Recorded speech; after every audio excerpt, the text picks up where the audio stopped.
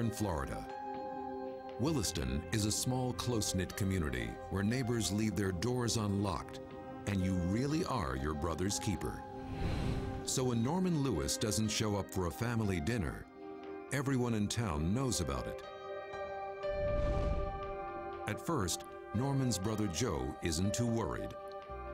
It wasn't unusual for him to, to take off, go fishing or visit. He was a great one for conversation. But when there's still no sign of Norman the next morning, Joe Lewis calls the local police. Renier points investigators to an abandoned quarry just north of town. When detectives get there, they finally find what they've been looking for.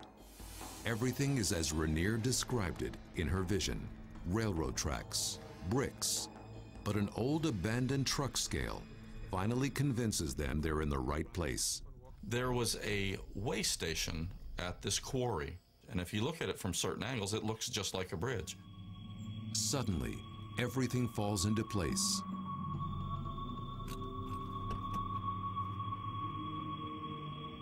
After all these months, we put all the clues together: the bricks, the bridge, the railroad crossing, and they led us to this spot right here.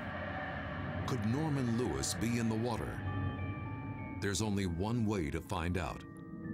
Chief Slaughter calls a nearby Navy base and asks them for help searching the bottom of the lake. The one thing we didn't tell them was they were searching because of the psychic's clues. We left that part out. The Navy divers use a sophisticated metal detector to scan through the murky water and weeds for a truck. Police film the long process. After 2 days, they hit pay dirt. The day the diver came up and gave the thumbs up that he had found the truck, and because I knew what the sign meant, and he was looking right up at me, giving me the high sign, and I knew that they found it, and I became a true believer then. A large metal object 30 feet down on the bottom of the lake. They marked the spot, went down.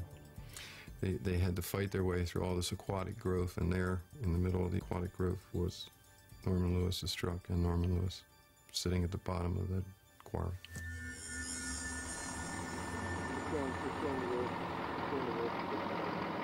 Finally, detectives have found their man.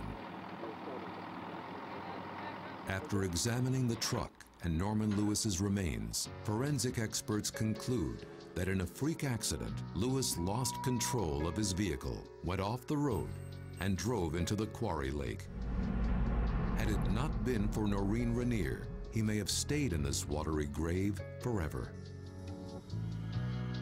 I don't know how it works, don't want to know how it works.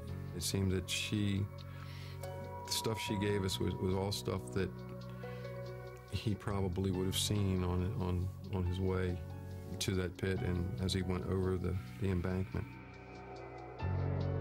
As they wrap up the case, police come to see how chillingly accurate Renier's visions had been. We finally figured out what the numbers meant at the conclusion of the case. The 4-5 was State Road 45, the entrance to where the limestone pit was. When we retraced Mr. Lewis's steps from the spot where he was found to his front door was 2.1 miles. So there was the 2-1. Mr. Lewis's belongings came back to us from the medical examiner's office, and we happened to pick up his wristwatch. And we noticed that it had stopped on the 22nd, which was the 2-2 that she gave us. And that's when the hair stood up on the back of my neck when I saw the 22 on the watch. When police were lost, psychic Noreen Renier put them on the path to solving their case.